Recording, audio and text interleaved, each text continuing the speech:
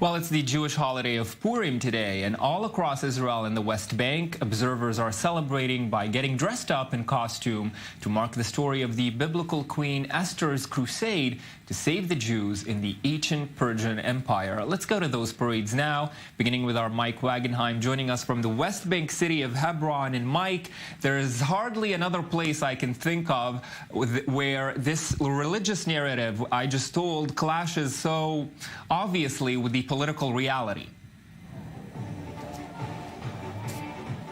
Yeah, this is a very, very unique city, Eamon, and a very, very unique holiday to be celebrating. I decided to get dressed up as a reporter today. This is city of Hebron with a parade making its way down to the historic Cave of the Patriarchs, which has been a flashpoint site for years and years and years now. The Hebron community, about 1,000 Jews surrounded by Arabs. It's a very controversial place, a site of oftentimes violence, and the Jewish community here is under a heavy IDF protection at all times. The Arab community says that they're harassed by the IDF on a near daily basis, while one street here within the city, this street that we're standing on, is closed off to the Arab community completely. Jews celebrating here today the defeat of Haman Purim in ancient Purim Sameach. Happy Purim. Excuse me, sir, we're on live TV. Part of the Purim holiday is getting drunk until you don't even know what you're doing anymore. That's what we have here, right here now. Eamon,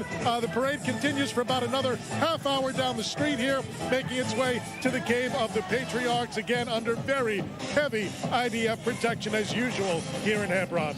Mike, explain to us just briefly, and I hope you can hear me with all that commotion, the really fragile structure of both societies living there in Hebron and how unusual the celebration is. Hebron, unfortunately, has a long history of violence here. There was a massacre of 67 Jews back in the year 1929, which led to the evacuation. I hear you. I understand. Thank you very much. In 1929, which led to the evacuation of the Jewish community. And then 25 years ago today on Purim, Jewish extremist Baruch Goldstein massacred Muslims in the Cave of the Patriarchs itself. So again, it's a long, long history of violence here in Hebron.